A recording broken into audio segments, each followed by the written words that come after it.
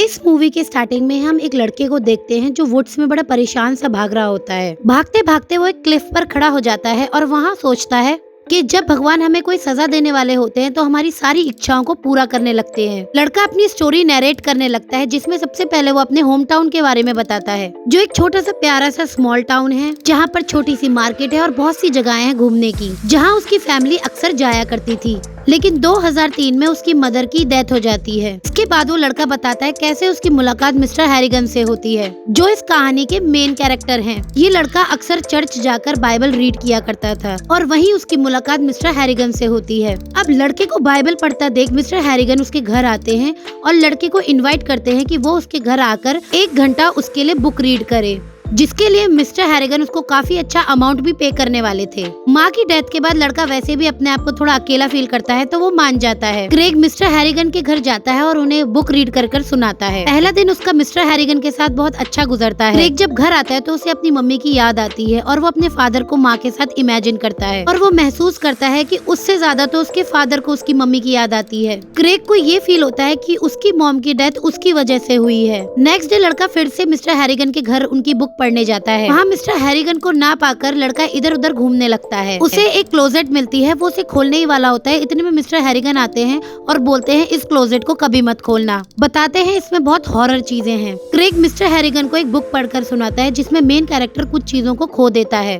अपनी लाइफ की उन खोई हुई चीजों को याद कर वो मन ही मन रोता रहता है। ये एक तरह का हॉरर ही है। कहानी खत्म होने के बाद क्रेग मिस्टर हैरिगन से पूछता है कि वो क्या पढ़ते रहते हैं। मिस्टर हैरिगन लड़के को बताते हैं कि वो खाली टाइम में न्यूज़पेपर पढ़ते हैं और क्रेग से स्टोरी की समरी भी पूछते हैं, जिसमें क्रेग बताता है कि पैसा सब कुछ नहीं होता है, पैसा केवल पावर दिखाता है और कुछ नहीं। कहानी में मेन कैरेक्टर अपनी माँ को बचा सकता था अगर उसके पास पैसा होता। क्रेग अपना रीडिंग सेशन खत्म करने के बाद घर आता है और वहाँ मिस्टर हैरिगन के बारे में गूगल करने लगता है। पता चलता है कि मिस्टर हैरिगन अपनी फैमिली को छोड़कर यहाँ आ गए थे और अपने अकेलेपन का गुस्सा मिस्टर हैरिगन दूसरों पर निकाला करते थे। न्यूज में ऐसी खबरें भी थी कि मिस्टर हैरिगन की कंपनी में काफी लोगों ने सुसाइड अटेम्प्ट भी किया था। अगले सीन में हम देखते हैं कि क्रेज एक लॉटरी टिकट स्क्रैच करता है जो मिस्टर हैरिगन ने उसे भिजवाई होती है। ऐसा बोला जाता है कि मिस्टर हैरिगन अपने फ्रेंड्स को ये लॉटरी टिकट भिजवाते रहते हैं। क्रेज लॉटरी टिकट स्क्रैच करता है पर वो कुछ नहीं जीतता। क्रेज को ये सब करता देख उसके फादर बताते हैं कि कब्र में तुम्हारी माँ दुखी हो रही होगी क्योंकि तुम्हारी माँ को ये लॉटरी वगैरह बिल्कुल पसंद नहीं थी। कब्र में परेशान होने का मतलब क्या है, ये क्रेज अपने फादर से पूछता है। फादर बताता है इसका मतलब केवल ये है, अगर आज तुम्हारी माँ जिंदा होती तो तुम्हें लॉटरी टिकट के साथ देखकर उसे अच्छा नहीं लगता। अब ऐसे करते करते 5 साल बीत जाते हैं और इन 5 सालों में क्रेज मिस्टर हैरिगन के पास जाना नहीं भूलता। इन 5 सालों में उसने केवल 1 हफ्ते की छुट्टी ली, उसके अलावा वो मिस्टर हैरिगन के पास हर दोपहर जाता है। अभी क्रेग मिस्टर हैरिगन का एक अच्छा दोस्त बन गया है और अपनी कई प्रॉब्लम मिस्टर क्रेग के साथ शेयर भी करता है। अभी हमें दिखाया जाता है कि क्रेग अब हाई स्कूल में जाने लगा है, लेकिन उसके होम टाउन में हाई स्कूल नहीं था, तो पास के शहर के न्यू स्कूल में उसका एडमिशन हो जाता है, जहाँ पे उसका एक सीनियर न्यू बोर्ड स्कूल के बारे में सारी जानकारी देता है कि स्कूल में क्या करना है क्या नहीं करना है। वहाँ पता चलता है कि कैंटीन में 3 ग्रुप में बच्चे बटे हुए हैं, एक मोटोरोला ग्रुप, दूसरा सैमसंग और तीसरा एप्पल ग्रुप। मोटोरोला गरीब बच्चों के लिए, सैमसंग नॉर्मल और एप्पल ग्रुप है एकदम हाई क्लास बच्चों के लिए, जिसमें से एप्पल ग्रुप में से एक लड़की उसे पसंद भी आ जाती है। उस स्कूल में एक सीनियर होता है जो क्रेग को बुली करना चाहता है और रैगिंग करने के नाम पे उसे शूज पॉलिश करने के लिए बोलता है। ये सब देखकर वहाँ की स्कूल टीचर मिस हार्ड वहाँ आ जाती है और वो दोनों से पूछती है कि यहाँ क्या चल रहा है। क्रेग झूठ बोल देता है और बोलता है कुछ नहीं, बस ऐसे ही हम डिस्कशन कर रहे थे, और उस सीनियर को बचा लेता है। पर ये सब उस सीनियर को अच्छा नहीं लगता। अब घर जाकर क्रेग अपने फादर से फोन की डिमांड करता है, लेकिन फादर उसे मना कर देते हैं, बोलते हैं तुम्हें इसकी जरूरत नहीं है। क्रेग मिस्टर हैरिगन से पूछता है क्या आपको कभी किसी ने बुली किया है, अगर किया है तो आप कैसे उसका जवाब देंगे। मिस्टर हैरिगन बताते हैं हाँ, उन्हें भी काफी बार बुली किया गया है, लेकिन इसका जवाब उन्होंने कठोरता से ही दिया है। अभी हम देखते हैं क्रिसमस आ गया है। हर साल की तरह हैरिगन ने फिर से क्रेग को लॉटरी टिकट दिया, पर इस साल वो $3000 जीत जाता है। साथ ही फादर भी उसे एप्पल का फोन गिफ्ट करता है। फोन और लॉटरी पैसों को पाकर क्रेग इतना खुश होता है कि पहला कॉल वो मिस्टर हैरिगन को करता है। अगले दिन क्रेग अपने दोस्तों को अपना फोन दिखाता है। क्लियरली देखा जा सकता है कि बच्चे पूरा दिन फोन में ही घुसे रहते हैं। फादर क्रेग को बोलते हैं कि लॉटरी के पैसे उसकी स्टडी फंड्स में जाएंगे। क्रेग लॉटरी के पैसों में से कुछ पैसे यूज करना चाहता है। नेक्स्ट सीन में हमें दिखाया जाता है कि क्रेग लॉटरी के पैसों से मिस्टर हैरिगन के लिए एक न्यू ब्रांड एप्पल फोन लेकर आता है। मिस्टर हैरिगन को फोन पसंद नहीं आता, उनके घर में तो रेडियो और टीवी तक नहीं था। हैरिगन का मानना है कि इन सब चीजों से टाइम वेस्ट होता है। टाइम को मैनेज करना हो तो मिस्टर हैरिगन से सीखो। बट क्रेग उन्हें बताता है कि फोन के क्या क्या एडवांटेजेस हैं। बताता है कि फोन में स्टॉक्स और शेयर मार्केट की न्यूज़ फ्री में अवेलेबल है। जो आप न्यूज़पेपर में एक दिन बाद पढ़ते हैं वो आपको उसी दिन आसानी से फोन पे अवेलेबल हो जाती है। अब ये सब फीचर देखकर मिस्टर हैरिगन फोन रखने के लिए राजी हो जाते हैं। क्रेग अब डेली रीडिंग सेक्शन के बाद मिस्टर हैरिगन को फोन चलाना सिखाता है। एक दिन मिस्टर हैरिगन बोलते हैं कि फोन से उन्हें सारी जानकारी फ्री में मिलती है, जो कि उनके हिसाब से ठीक नहीं है और बिना ऐड के ये फोन वाले कैसे सरवाइव कर पाएंगे। क्रेग बोलता है कि आप इसको एक फ्री गेम की तरह लीजिए। इस पर मिस्टर हैरिगन बोलते हैं कि ये फोन मुझे अच्छे से जानता है, मेरे सर्च के अकॉर्डिंग ही मुझे चीजें सजेस्ट करता है और जब ये फ्री का ज्ञान खत्म हो जाएगा तो हमारा क्या होगा। और जो भी हमें इन्फॉर्मेशन मिलती है वेरीफाइड नहीं होती है। फ्यूचर में इससे कोई नहीं बच पाएगा, न जर्नलिस्ट न पॉलिटिशियन न कोई।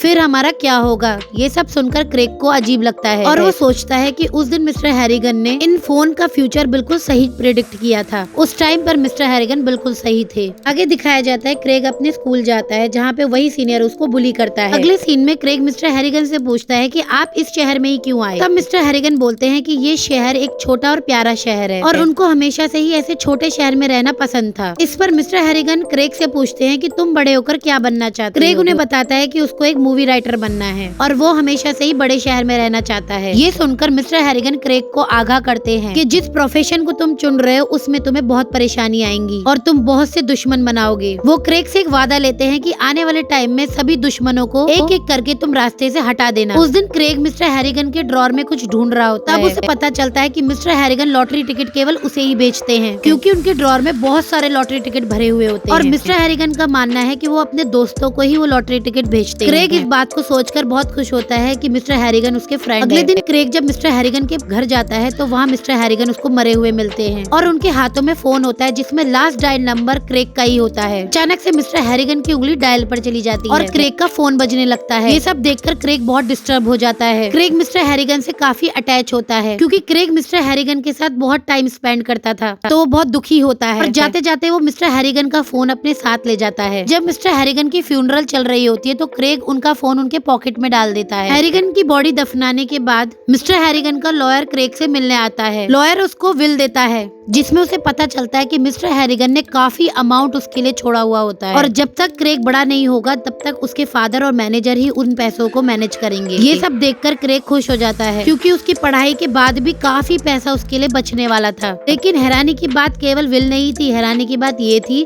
कि उस विल के एंड में जो मैसेज छोड़ा होता है मिस्टर हैरिगन ने, वही सेम मैसेज क्रेग ने मिस्टर हैरिगन को लास्ट टाइम पे किया होता है। ये सब देखकर क्रेग थोड़ा डिस्टर्ब हो जाता है और वो रात में मिस्टर हैरिगन को फोन करता है ये बताने के लिए कि विल देखकर वो खुश है, लेकिन उन पैसों से ज्यादा उसको मिस्टर हैरिगन चाहिए। और ये कॉल करने के बाद वो सो जाता है। सुबह मॉर्निंग में जब क्रेग उठता है तो वो देखता है कि उसके फोन पर मैसेज आया होता है, वो भी मिस्टर हैरिगन का, जिसपे लिखा होता है CCCAA, जो कि उसके नाम के इनिशियल है। ये देखकर वो बहुत चक्का हो जाता है और भागा भागा अपने पापा के पास जाता है और बोलता है मिस्टर हैरिगन जिंदा है और अपने फादर को बताता है कि उसने मिस्टर हैरिगन के पॉकेट में उनका फोन रख दिया था और रात में जब उसने मिस्टर हैरिगन को फोन किया तो उन्होंने सुबह उसका रिप्लाई किया है। इसका मतलब ये था कि मिस्टर हैरिगन अभी जिंदा ही है। लेकिन इस पर उसके फादर बताते हैं कि मिस्टर हैरिगन जिंदा नहीं हो सकते क्योंकि मिस्टर हैरिगन की मौत अकेले में हुई थी, इसीलिए डॉक्टर ने उनका पोस्टमार्टम किया था और उनकी मौत दिल का दौरा आने पर हुई है। ये सुनकर क्रेग मिस्टर हैरिगन की कब्र पर जाता है। कान लगाकर सुनता है तो अंदर से उसे फोन की आवाज आती है और वो डर जाता है। इन सब के बाद वो मिस्टर हैरिगन की काम वाली के पास जाता है। हाउस हेल्पर से क्रेग मिस्टर हैरिगन के बारे में पूछता है कि वो कैसे इंसान थे। लेडी बताती है कि वो कई सालों से मिस्टर हैरिगन को जानती थी। वो अच्छे लोगों के साथ अच्छे थे लेकिन बुरे लोगों के साथ कुछ ज्यादा ही बुरे थे। एक बार की बात है कि एक गार्डनर ने मिस्टर हैरिगन के यहाँ चोरी करी। उसके बाद उस गार्डनर को निकाल दिया गया, लेकिन उसका क्या हुआ वो ये नहीं बता सकती। इन सब के बाद क्रेग को लगता है कि उसके फादर बिल्कुल ठीक थे। मिस्टर हैरिगन का फोन जरूर हैक किया होगा किसी ने और उसके साथ किसी ने मजाक किया है। इसके बाद कुछ दिन बीत जाते हैं। जो लड़का अक्सर क्रेग को बुली करा करता था, ड्रग्स के मामले में स्कूल से निकाल देते हैं। उस लड़के को लगता है हो ना हो क्रेग ने ही उसका कंप्लेन करी है। इसके चलते वो लड़का क्रेग को बहुत मारता है। जब वो लड़का क्रेग की पिटाई करके जाता है तो वहाँ मिस हार्ड आती है और वो क्रेग को चीयर अप करती है और उसकी दवा दारू करती है और पूछती है कि ये हाल तुम्हारा किसने किया। इस पर क्रेग किसी का नाम नहीं लेता। बात को घुमाने के लिए क्रेग मिस हार्ड से बोलता है कि आपकी खुशबू बहुत अच्छी है, आप कौन सा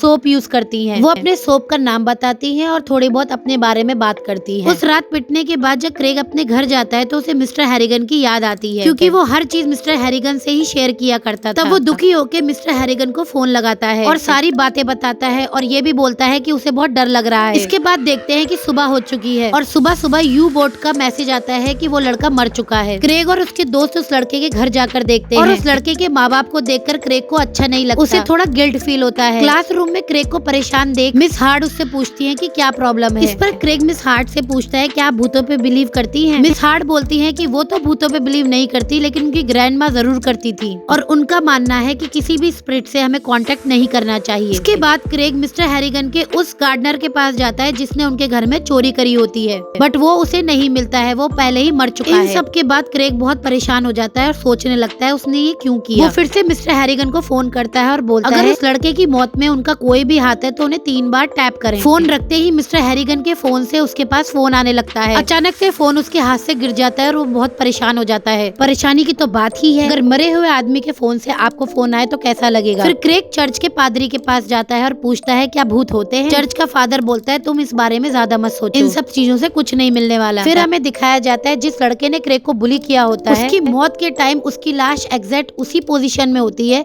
जिसमें उसने क्रेग को पीटा था और हाथों में शू पॉलिश होती है जिससे वो क्रेग को परेशान किया करता था। इससे प्रूफ हो जाता है कि इस लड़के की मौत में मिस्टर हैरिगन की आत्मा का ही हाथ है। अब क्रेग अपने फोन को चेंज कर देता है और पुराने फोन को जिसमें हैरिगन का नंबर था उसको बॉक्स में बंद कर ऊपर अलमारी में रख देता है। इसके बाद कहानी आगे बढ़ती है। क्रेग अपने नए फोन के साथ नए कॉलेज में खुशी खुशी एडमिशन ले लेता है और वो दूसरे शहर चला जाता है। उसके अपने कॉलेज में दिन अच्छे गुजर ही रहे होते हैं कि अचानक उसे एक न्यूज आती है। क्रेग के पापा बताते हैं कि मिस हार्ड अब नहीं रही। ये सुनकर क्रेग घर आ जाता है। उसे पता चलता है कि मिस हार्ड अपनी एंगेजमेंट के बाद घूमने जा रही थी और एक शराबी लड़के ने उनकी कार ठोक दी होती है।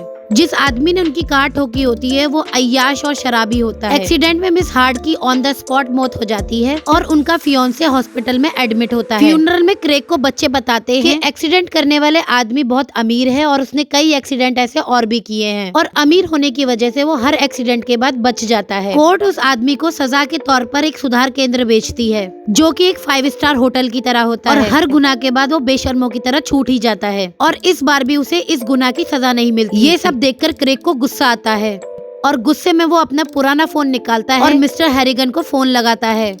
फोन पर गुस्से में मिस्टर हैरिगन से बोलता है कि मिस हार्ड के हत्यारे को आप मार डालो। इस फोन के बाद उसे लगता है कि उसने गलत किया और वो उस आदमी के बारे में न्यूज सर्च करता रहता है। थोड़े दिनों में उसे न्यूज मिलती है कि वो आदमी मारा गया। वो उस सुधार केंद्र के कर्मचारी से मिलकर उसे पैसे देकर पूछता है कि उस आदमी की मौत कैसे हुई। तब कर्मचारी उसे बताता है कि उस आदमी ने आत्महत्या करी थी और सुसाइड करने के लिए उसने बाथरूम में एक साबुन को आधा खा लिया और साबुन को गले में फंसाकर आत्महत्या कर ली और ये साबुन वही साबुन है जो मिस हार्ड यूज किया करती थी। ये सब सुनकर कार्ल को यकीन हो जाता है कि इस आदमी की हत्या में भी मिस्टर हैरिगन का ही हाथ है। अब ये सब सुनने के बाद कार्ल मिस्टर हैरिगन के घर जाता है और वहाँ उनकी वो क्लोजेट खोलता है जिसको मिस्टर हैरिगन ने बोला था कि कभी मत खोलना। वहाँ वो देखता है कि मिस्टर हैरिगन की यादें छुपी हुई थी जिसमें उसकी माँ की तस्वीरें थी। अब कार्ल को पता चलता है कि मिस्टर हैरिगन क्यों उससे इतना अटैच थे, क्योंकि जिस तरह छोटी उम्र में कार्ल ने अपनी माँ को खोया था वैसे ही मिस्टर हैरिगन ने अपनी माँ को खोया था। मिस्टर हैरिगन कार्ल में अपना पास देखते हैं। ये सब जानने के बाद कार्ल मिस्टर हैरिगन की कब्र के पास जाता है और वहाँ जाके बोलता है कि उसे समझ में आ गया है कि मिस्टर हैरिगन उसे क्या मैसेज भेजना चाहते थे। CCCST का मीन्स होता है कार्ल स्टॉप, ये सब बंद कर दो। ये सब करके ना केवल कार्ल खुद को परेशान कर रहा है, वो मिस्टर हैरिगन को भी परेशान कर रहा है। इसके बाद वो मिस्टर हैरिगन से बोलता है कि आप अपनी कब्र में खुश रहें, अब वो उन्हें परेशान नहीं करेगा। वही पास में उसकी माँ की कब्र भी होती है। अपनी माँ की कब्र के पास वो बहुत रोता है और उनकी मौत को एक्सेप्ट करता है। इसके बाद हमें कार्ल को उसी क्लिफ पर दिखाया जाता है जहाँ से ये स्टोरी स्टार्ट हुई थी और वो अपने पुराने फोन को जिसमें मिस्टर हैरिगन का नंबर था उसको नीचे तालाब में फेंक देता है। वो अपने नए फोन को भी फेंकना चाहता है लेकिन फेंक नहीं पाता और बताता है कि इस फोन पर हमारी जिंदगी कितनी डिपेंडेंट हो गई है और इसी फोन से ही हम पूरी दुनिया से जुड़े हुए हैं, पर रियल में हम उनसे कांटेक्ट नहीं करते, बस अपने फोन में लगे रहते हैं। लास्ट में मैं यही कहना चाहती हूँ, मरे हुए लोगों को हमें कांटेक्ट नहीं करना चाहिए और उनसे कांटेक्ट करने का कोई साधन नहीं ढूंढना चाहिए। जो लोग इस दुनिया से चले गए हैं उन्हें शांति से उनके कब्र में रहने देना चाहिए। होप आपको ये कहानी पसंद आई होगी और इस कहानी से कुछ सीखने को भी मिला होगा, स्पेशली हमारे फोन पर ओवर डिपेंडेंसी के बारे में।